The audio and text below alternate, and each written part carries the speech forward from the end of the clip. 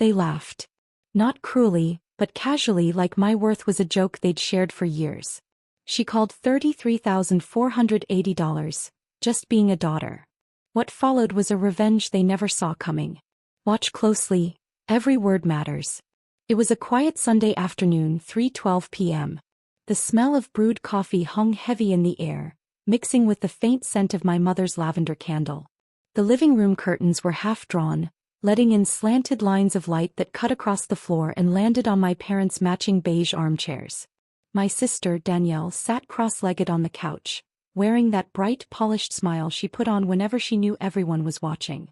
My father leaned back, chuckling at something Danielle had just said. "Your sister," he said, tapping his coffee mug like a gavel. "She gives without keeping score. That's what makes her special." My mother nodded, her silver bracelet jingling as she gestured toward Danielle. "She has such a generous heart. Always has. You know, some people give and expect praise. Not her." I sat in the armchair across from them, hands folded neatly on my lap, heart beating slow and heavy. It wasn't the first time I'd heard those words. Over the years I'd learned to let them roll over me like background noise. But this time something shifted. Maybe it was the exact number that popped into my head, $33,480. Or maybe it was the way Danielle sipped her coffee with that smug little tilt of her chin like she knew the script by heart. I pressed my fingertips together, keeping my face calm.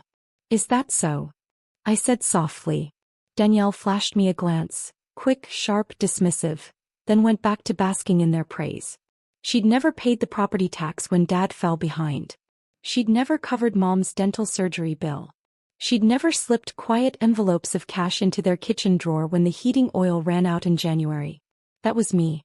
Always me. The clock on the wall ticked loudly, louder than usual, like the house itself was holding its breath. I rose from the chair slowly, smoothing the front of my sweater. "Since we're talking about generosity," I said, looking at each of them in turn, "do you know how much I've given over the years?" My father frowned, caught off guard. "What's that supposed to mean?" I took a step forward, my voice still calm. $33,480. The room went still. Danielle's smirk faltered just slightly. My mother blinked. "What?" "That's how much I've contributed to this household," I said evenly. "Bills. Emergencies. Upkeep. Things you didn't even have to ask for." For a second I almost expected something. Recognition maybe. Gratitude. But my mother's expression softened into something patronizing, like I'd just said something naive. "Oh honey," she said with a light laugh, "that's not giving. That's just what daughters do." The words landed like a slap, except colder. I stood there, hands at my sides, pulse steady. Inside something quiet snapped. Not loud anger, not a scream, just a clean, silent break. I smiled. Not a happy smile. A measured one. "I see," I said. Danielle let out a small, amused breath through her nose, the kind that says of course without words. She always knew how to make herself look like the beloved child, the easy one, the one who gave from the heart, though her wallet stayed closed. As I returned to my chair, I noticed something small but strange, the folder on the side table. It was the same manila folder my father had been glancing at earlier. I'd caught his eyes flicking to it twice during the conversation, once when I first sat down and again right before they started praising Danielle. It wasn't thick, but it was placed carefully, like it mattered. I leaned back, crossing my legs, pretending not to care. But I filed it away. Years of raising kids, managing a household and surviving family politics had taught me to recognize when something didn't belong. My father cleared his throat. "Let's not make a scene over money," he said lightly. "We're just talking."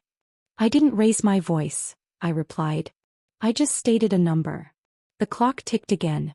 Danielle reached for the cookie tray, biting into one with deliberate nonchalance. And that was when my mother added softly, "Your sister's not like that. She doesn't keep score." I laughed quietly, almost to myself. Not bitter, just done. "No," I said, "she doesn't have to." Their smiles wavered. Just for a moment. An hour earlier I had arrived carrying a bag of groceries. Out of habit, not obligation. I'd stocked their fridge, made sure Mom's favorite yogurt was there, checked the expiration dates like I always did. My mother had thanked me absent-mindedly, already focused on Danielle's arrival. Danielle had come in empty-handed but wearing perfume that filled the house. It struck me sitting there now that my generosity had become invisible, expected like the ticking of the clock. My father got up to refill his coffee, leaving the folder on the side table. Danielle leaned back, phone in hand, pretending not to notice me watching her. I caught a glimpse of the folder's label as Dad passed, a faint word in black ink, title transfer. Something cold threaded through me. They were planning something. I straightened in my seat, adjusting my scarf and tucked that observation behind the calm smile I wore. My mother noticed and tilted her head. Something wrong?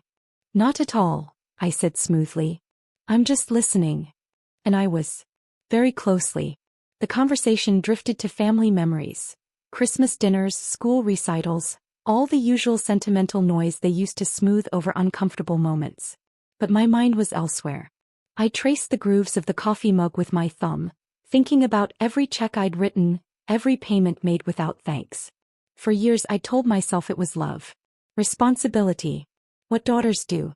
But as I watched Danielle bask in their praise, saw the folder sitting just inches from her, I understood something new.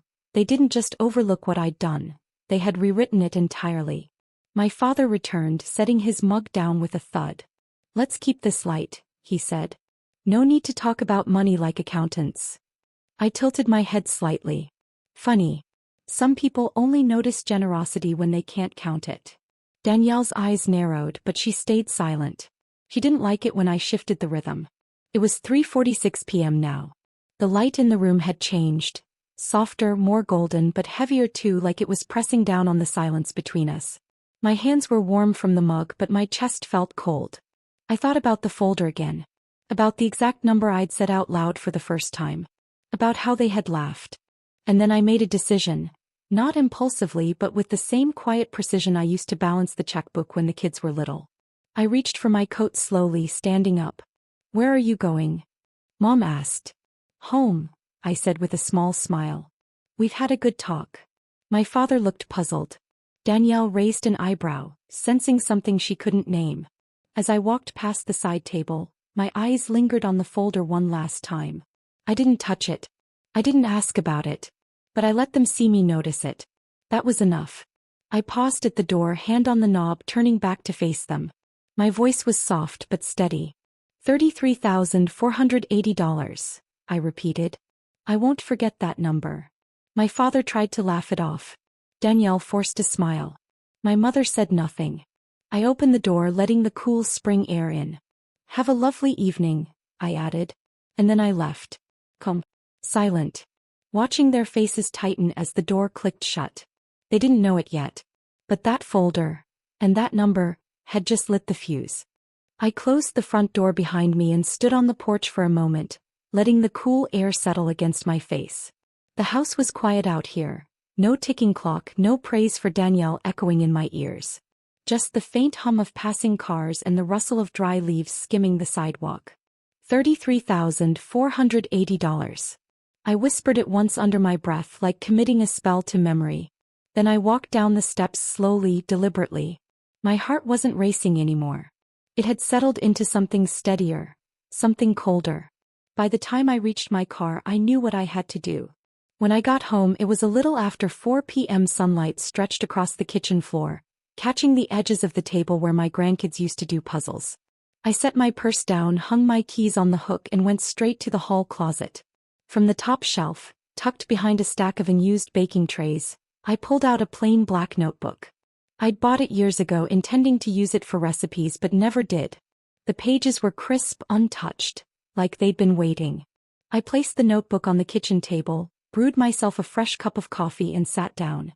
The house was quiet except for the slow drip of the machine. I opened the first page and wrote the date neatly in the corner. Then on the next line I wrote, amount given to parents over the years, $33,480, approximate. But this time I wasn't going to keep it in my head. This time I would document every cent, every bill, every moment they'd treated my help like invisible air. I pulled out my laptop, logged into my online banking, and started scrolling through old statements. It was tedious work, painstaking but oddly calming. February 2018, $600 for roof repairs. In May 2019, $1,200 for dental work. December 2020, $2,800 for heating oil refill. Countless grocery trips, unpaid property tax installments, insurance gaps quietly filled. Each line I copied into the notebook with precision. As the pages filled, my earlier hurt began to transform into something sharper: purpose. By 6 p.m. I had 3 pages of entries. And that was just from bank records. I hadn't even touched the folders in my filing cabinet yet. A soft knock interrupted me. It was Lisa, my neighbor. She's lived across the street for decades, a retired teacher with an eye for detail and a tendency to just pop in. She held a small container of soup. "I made too much," she said. "Thought you might like some." I thanked her and let her in. She took one look at my spread of papers and laughed. "You're doing taxes early this year?" "Something like that," I said with a small smile. Lisa sat, setting the soup down. "You've got that look," she said, pointing a spoon at me. "The one you get when you're done with someone's nonsense." I didn't tell her everything, but I told her enough. The coffee table conversation, the number, the folder with title transfer written on it. Lisa didn't gasp or dramatize. She just nodded slowly, like she'd seen this kind of thing too many times in her life. "You're doing the right thing," she said. "Paper doesn't lie." That night, after Lisa left, I went through the filing cabinet. Old envelopes, folded receipts, repair invoices, they were all there. For years I'd kept them without realizing I was building a quiet archive. As I sorted through the papers, I found a folded thank you note from Mom from 2017, thanking me for covering her medication when insurance didn't. Her handwriting was neat and careful back then. She'd written, "I don't know what we'd do without you." I held that note for a long moment. Then I slipped it between the pages of the notebook, not out of sentimentality but as evidence of what used to be acknowledged. By midnight my notebook had grown thicker. Not just with numbers but with a timeline. A map of every moment they'd relied on me without truly seeing me. The next morning I made a list of phone calls to make. A bank. To request older statements in print. Or insurance. To retrieve past payment records. A county tax office. To get receipts for property tax installments I'd covered in their names. It wasn't glamorous work. It was quiet. Administrative. But that's the kind of work that builds walls brick by brick. While I made the calls, my phone buzzed with a message from Danielle. "Danielle, Mom wants us all to have dinner on Friday. You in?" I stared at the text for a moment. Her timing was perfect, like nothing had happened. Like my words on Sunday afternoon were just background noise. Me, "I'll check my calendar." I didn't commit. Not yet. 2 days later, while I was on hold with the bank, I got another surprise. An email notification from the county clerk's office. A title transfer request had been initiated for my parents' house. The sender? Their lawyer. My breath slowed. So, I hadn't imagined that folder. I opened the document carefully. It wasn't finalized yet. It was a notice of intent to transfer ownership within the next 60 days, naming Danielle as the recipient. They hadn't told me. Of course they hadn't. But I smiled. Because now I had dates. Paper trails. Signatures. That afternoon I met quietly with a lawyer of my own. Mr. Whitman. He was a meticulous man in his late 50s, with neatly combed hair and a habit of straightening his papers twice before speaking. I laid my notebook on his desk and explained calmly and clearly what had happened.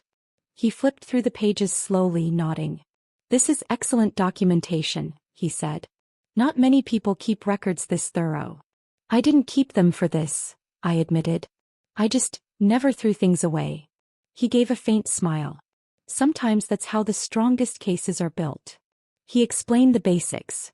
Reimbursement claims, interest calculations, how property transfers can be paused with legal filings, and what kind of proof holds weight in court.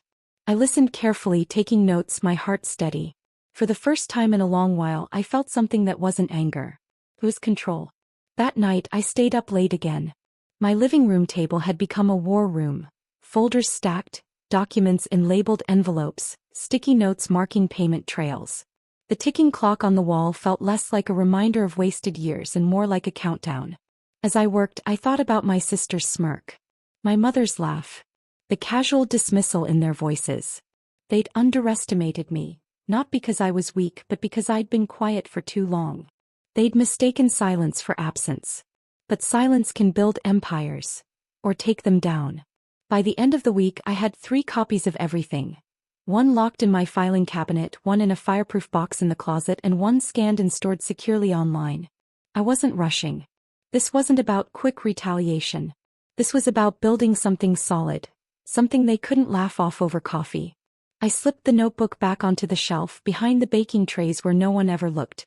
Then I turned off the lights and stood in the doorway for a moment, watching the kitchen disappear into shadows. For years I'd been the helper, the fixer, the one they leaned on without thanks. Now I was becoming something else entirely. Not loud. Not angry. Just prepared. I stood in the doorway of the kitchen, the light switch within reach, but I didn't turn it on. The house was quiet, blanketed in darkness, but I could still see the faint outline of the notebook on the shelf. My hands were steady. For once I wasn't reacting. I was building. I closed the door softly and went upstairs. Sleep didn't come easily that night. I lay in bed listening to the old radiator hiss, my mind turning over plans like a patient hand shuffling cards. Every number I'd written, every receipt tucked away, they weren't just records anymore. They were bricks. And slowly, quietly, I was laying a new foundation beneath their feet. The next morning I made oatmeal, sat by the window and watched the street as I ate. A light rain had started, tapping gently against the glass. It reminded me of the years I'd stood in this same spot, worrying about their bills, wondering how to stretch my paycheck to cover their emergencies. But now the questions were different. The first step was simple. Remove myself from the parts of their life they'd come to lean on without even noticing. By 9 a.m. I was on the phone with the utility company. My voice was calm, measured. "Yes, I'd like my name removed from the account," I said. "Effective immediately." The representative hesitated. "Are you sure? You've been the primary payer for—" "I'm sure," I interrupted softly. The confirmation email arrived minutes later. One thread pulled. That afternoon I received a call from my father. "Hey," he said, a hint of irritation beneath the casual tone. "We just got a notice from the gas company. Something about account changes." "Did you?"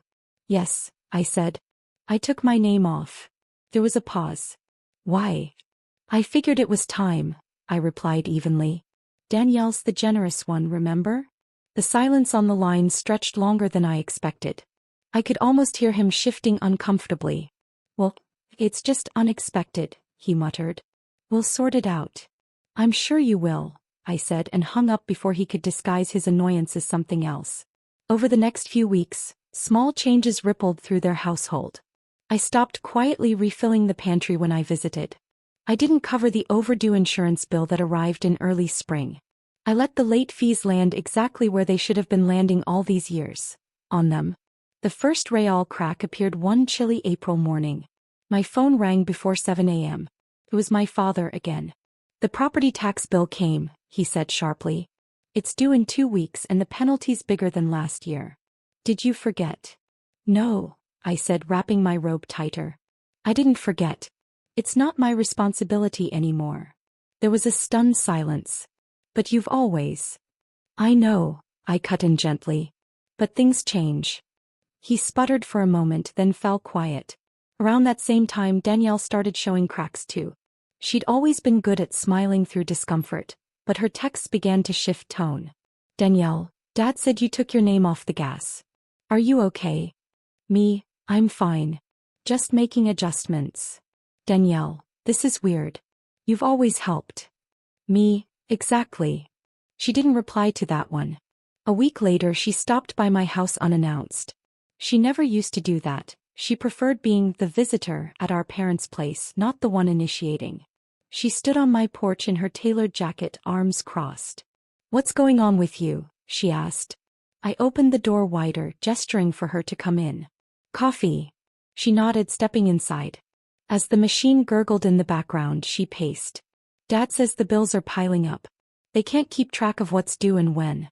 You know how bad they are with paperwork." I handed her a cup and sat down. "Then it's good you're the generous one," I said. Her eyes narrowed. "Don't start that." "I'm not starting anything," I replied. "I'm just stepping back." She set the cup down a little too hard. "You can't just abandon them." I tilted my head. "Abandon?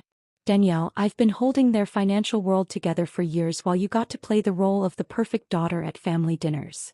Her face flushed. That's not fair. What's not fair, I said quietly, is being invisible until the bills stop getting paid. She didn't have a response. She grabbed her purse and left without finishing her coffee. May arrived with blooming lilacs and overdue notices at my parents' house. My mother called me one afternoon, her voice softer than usual. I don't know why all these bills are confusing us now, she said. It's like everything changed at once. It didn't change all at once, I replied. You just never noticed what I was doing before. She sighed. This isn't like you. You've always helped. I could hear dishes clattering faintly in the background, the old radio humming in their kitchen. It sounded so ordinary. But under that sound I could sense their growing panic. The slow realization that their normal had depended on me far more than they'd ever admitted. Maybe it's time Danielle stepped up, I said gently. There was a long silence before she whispered, She's not like you. I smiled faintly. No, she's not. Meanwhile, I met with Mr. Whitman again. He had finished reviewing my documents and had drawn up preliminary calculations, what they owed me plus interest.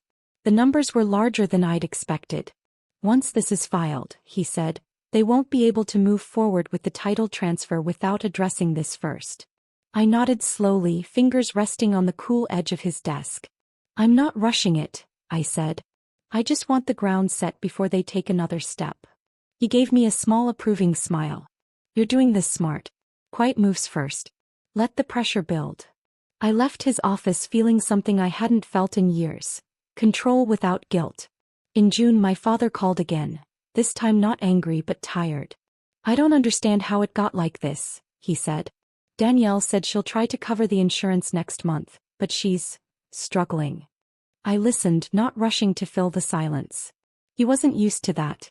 You've always been so good with this stuff, he continued. You keep everything straight. I did, I said softly. And you never noticed. For once he didn't argue. He just exhaled a long, shaky breath. It was subtle, almost invisible to outsiders, but the balance was shifting. Their world, once so stable because I silently kept it that way, was starting to wobble. Meanwhile, mine was becoming sturdier. I had my records. I had legal footing. And more importantly, I had finally stepped out of the role they'd quietly cast me in decades ago. Every late fee they got, every call they had to make to the gas company, every confused look at a tax bill, they were laying the groundwork for my case without even knowing it. Their future was tilting. My foundation was setting. By late summer, Danielle tried once more to smooth things over. She invited me to a family lunch at a little cafe near Mom's old workplace. She came alone, dressed casually but still carefully put together. I think we should talk, she said as we sat down. I stirred my iced tea. About. She leaned in. This distance. It's making everything harder. Dad's stressed. Mom's confused. And honestly, I'm exhausted. Can't we just go back to how things were? I looked at her for a long moment. She genuinely didn't see it. The years of imbalance, the way they'd praised her while depending on me. No, I said simply. We can't.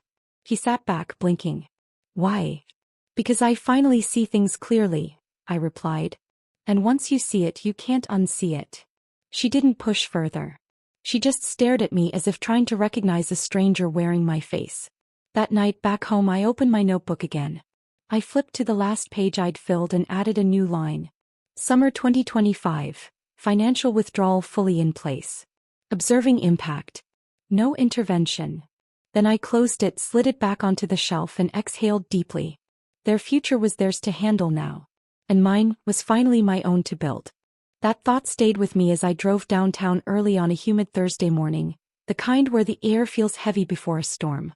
The sky was a dull gray and the radio murmured softly in the background, though I barely heard it. My hands rested loosely on the steering wheel. I wasn't nervous. I wasn't angry. I was ready. Mr. Whitman had scheduled the meeting at a modest legal office 2 blocks from the courthouse. It wasn't fancy, just a clean brick building with a green awning and a small plaque by the door. I parked along the curb and sat for a moment, watching people hurry past with umbrellas in hand, though the rain hadn't started yet. My leather folder sat on the passenger seat beside me. Inside were three things: my ledger, the reimbursement claim, and a quiet confidence built from months of preparation. When I walked in, the receptionist greeted me with a polite smile. "They're already in the conference room," she said. Of course they were. I followed her down the hallway. The hum of fluorescent lights overhead mixed with the faint whir of a copier somewhere nearby. The air smelled faintly of paper and lemon cleaner, sterile but grounding. When I entered the room, my parents were seated on one side of a long table. Danielle sat between them, wearing a crisp white blouse and that carefully arranged expression she always wore when she thought she was winning. Their lawyer, a well-dressed man in his early 40s, stood as I entered. "Good morning," he said smoothly. I nodded. "Morning." My father cleared his throat, trying for casual. "You made it." "I always keep appointments," I replied, sliding into the chair across from them. Mr. Whitman joined me moments later, his presence quiet but firm like the weight of a locked door. He placed his briefcase beside his chair and gave me a single, steady nod. The house transfer documents were already laid out neatly on the table. Their lawyer began with pleasantries, outlining the intent of the meeting: to finalize the transfer of my parents' house to Danielle, ensuring future stability for the family.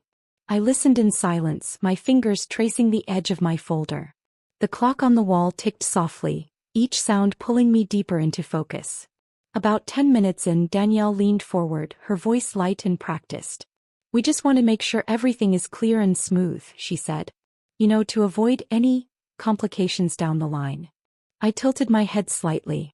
"Complications?" She gave a small shrug, the kind that was meant to seem innocent but wasn't. "You've always said you weren't interested in the house. So this just makes sense." I held her gaze. "I said I wasn't interested in living there. That's not the same thing." Her smile flickered just for a second. My mother reached over and patted Danielle's hand like she was a fragile porcelain doll. Mr. Whitman straightened a stack of papers in front of him. "Before anything is signed," he said calmly, "there's something we need to address." The room shifted. My father glanced at their lawyer, who frowned faintly. Mr. Whitman opened his briefcase and pulled out a thick folder, setting it squarely on the table between us. The sound it made when it landed was subtle, but in that quiet room it echoed. "This," he said, sliding it forward, "is documentation of financial contributions made by my client over the last several years. Payments, property expenses, medical bills, totaling $33,480, not including interest." My father's face tightened. My mother blinked rapidly as if she hadn't heard him correctly. Danielle leaned back slightly, her hand still on the pen she'd brought to sign the papers. "What is this?" their lawyer asked, his tone shifting from polite to cautious. "Evidence," Mr. Whitman said simply. I didn't speak. I didn't need to. As he began laying out copies of receipts, bank transfers, invoices, and handwritten notes, I watched their faces. My father's initial irritation melted into confusion, then into something heavier. My mother's hands fidgeted with the edge of her sleeve. Danielle's smile vanished entirely. She scanned the documents quickly, like someone trying to find a loophole in a contract she didn't know existed. "This can't be right," she said. "You're making it sound like she was, loaning you money?" "I wasn't loaning," I said softly. "I was giving. Repeatedly. Quietly. And you all treated it like air." Danielle's cheeks flushed. "You never said." "I didn't have to," I replied. "You were too busy being the generous one." Their lawyer tried to recover control. "Well, even if these payments were made, they were informal family contributions. There's no legal basis to." Mr. Whitman interrupted gently. "Actually, there is. Under state law, such contributions can form the basis of a reimbursement claim, especially when they've clearly offset household obligations over many years. And this claim," he tapped the folder, "has already been filed." The silence that followed was heavy. Even the hum of the fluorescent lights seemed to fade. My father shifted in his seat, his voice quieter now. "You filed something?" "Yes," I said. "Weeks ago." His eyes searched my face like he was seeing me for the first time. Their lawyer cleared his throat. "This changes things. The title transfer can't proceed without resolving this claim. It would legally cloud the deed." Danielle slammed her pen onto the table. "You're ruining everything," she hissed. I didn't flinch. "I'm clarifying everything." She glared at me, jaw tight. You're just jealous. I almost laughed, not because it was funny but because it was so absurd. Jealous? Of what? Spending my life being invisible so you could shine. Her lips parted like she wanted to retort but nothing came out. My mother finally spoke, her voice trembling slightly. Why are you doing this? I turned to her slowly. Because for years, you told me that what I gave didn't count. You dismissed it in front of me. You handed everything to Danielle like I was a bystander in my own family. I'm not doing this to take what's yours. I'm doing this to make sure my part isn't erased. She lowered her gaze to her lap. For the first time she didn't have a quick response. The conversation grew tense. Their lawyer asked for a recess, stepping outside to make a phone call. Danielle followed him out, her heels clicking sharply down the hallway. My parents stayed seated, the weight of the folder still between us. My father rubbed his temples. I didn't think it would come to this, he said quietly. It was always going to, I replied. You just didn't see it. He didn't argue. When Danielle returned, her face was pale but composed. Their lawyer came in behind her, still on the phone. He ended the call abruptly and sat down. He looked at my parents. We'll need to pause this transfer. The claim will have to be addressed first. If we proceed now, it would open you up to a legal dispute you can't win. Danielle crossed her arms. Unbelievable. I folded my hands on the table. What's unbelievable, I said quietly, is that you all thought none of this would ever matter. The meeting ended without signatures. Papers were gathered, chairs scraped back, polite goodbyes were exchanged with tight smiles. As we stepped outside, the rain that had been threatening all morning finally began to fall. It wasn't a downpour, just a steady, quiet rain. Danielle rushed ahead with her umbrella. My parents walked behind, slower than usual. I stood under the awning for a moment, breathing in the smell of wet pavement and lemon cleaner still clinging to my clothes. Mr. Whitman joined me, briefcase in hand. You handled that well, he said. I nodded. They didn't see it coming. No, he said, glancing toward the parking lot. But they have now. Driving home, the windshield wipers swept rhythmically as I replayed the moment the folder hit the table. It wasn't dramatic. There were no raised voices, no slammed doors. Just proof. Quiet, undeniable proof. And sometimes that's the loudest sound of all. The rain was steady by the time I reached home, the kind that doesn't crash down but seeps into everything. Slow, relentless. I turned off the car engine and sat there for a moment, listening to the wipers finish their last pass. My hands rested on the steering wheel. I wasn't smiling, but there was a stillness in me I hadn't felt in years. The folder had been opened. The truth had been laid bare. And for the first time they were the ones scrambling to catch up. I stepped inside the house, slipped off my damp shoes and hung up my coat. The scent of rain followed me in, mixing with the faint smell of cinnamon from the candle I'd left burning that morning. I turned off the lamp in the living room, leaving only the soft gray light from outside to fill the space. It wasn't over yet, but the ground had shifted. And they knew it. The following week brought silence. Danielle didn't text. My father didn't call. My mother sent one short message, "We need to talk soon." I didn't respond right away. Instead, I spent the next few days tying up loose ends. Mr. Whitman filed the necessary paperwork to freeze the house transfer officially. The reimbursement claim, backed by every line in that ledger, had moved from a quiet possibility to a legal reality. Their lawyer had 30 days to respond. 30 days. For once, I wasn't the one waiting nervously for them to act. They were waiting on me. 10 days later, my father called. His voice was careful, stripped of its usual authority. "Can you come by?" he asked. "We should talk." I agreed, but on my terms. "Here," I said. "Come to my house." There was a pause. "Your house?" "Yes," I said firmly. "If we're going to have a real conversation, it'll be here." He agreed. That alone told me everything had changed. They arrived on a cloudy afternoon. Danielle came too, though she stayed a few steps behind them as they walked up the path. She wore dark sunglasses even though the sun wasn't out, a small but telling detail. My father looked tired, older somehow. My mother clutched her purse like it contained answers she hadn't found yet. I opened the door and stepped aside. "Come in." They settled in the living room. I didn't offer coffee. I didn't play the host. This was my space, not theirs. For a few seconds no one spoke. The only sound was the rain tapping lightly on the windows. My father finally cleared his throat. "This has gotten complicated," he said. "No," I replied softly. "It's finally simple." Danielle took off her sunglasses, revealing red, puffy eyes. She stared at me like she was seeing a stranger. "Do you have any idea what you've done?" "Yes," I said. "For the first time I do." She shook her head. "You've torn everything apart. Mom and Dad are stressed, the house is stuck, lawyers are involved." "The house is stuck," I interrupted, "because you tried to take it like my contributions never existed. Don't confuse consequences with cruelty." Her mouth opened, then closed again. She wasn't used to me cutting her off. My mother spoke next, her voice small. "We didn't mean to hurt you." I looked at her carefully. "Maybe not intentionally. But you did. Repeatedly.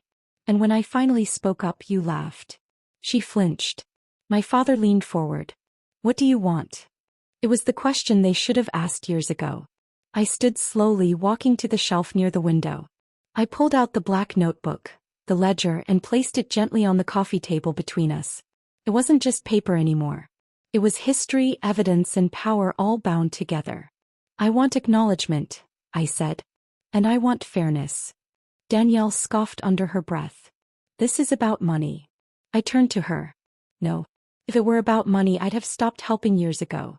This is about erasure. You all erased me in real time and expected me to smile while you did it." She didn't have a comeback. My father rubbed his hands together. "We spoke with the lawyer. There are options." "I know," I said. "And I've made mine clear. The house transfer doesn't go through until the reimbursement is settled. Legally. Properly. And if you choose to fight it, I'm prepared for that too." The room fell silent again. My mother's eyes filled with tears. "I never thought it would come to this." "It came to this the day you told me $33,000 meant nothing," I replied quietly. "This isn't sudden.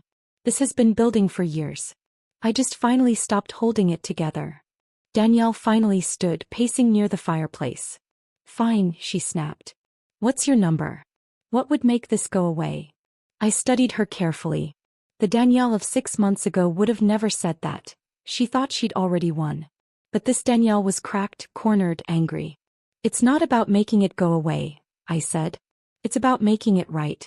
I'm not signing off on anything until my claim is acknowledged in full. And going forward, the property is to be legally shared between the three of us. No tricks. No quiet transfers.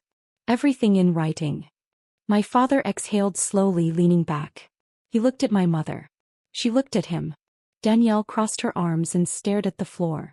This was the moment they realized. I wasn't negotiating from guilt anymore.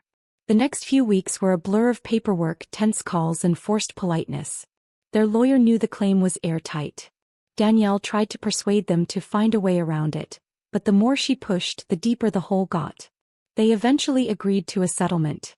The exact amount was calculated down to the last cent, reimbursement with interest, and formal papers were signed to grant me equal ownership of the house.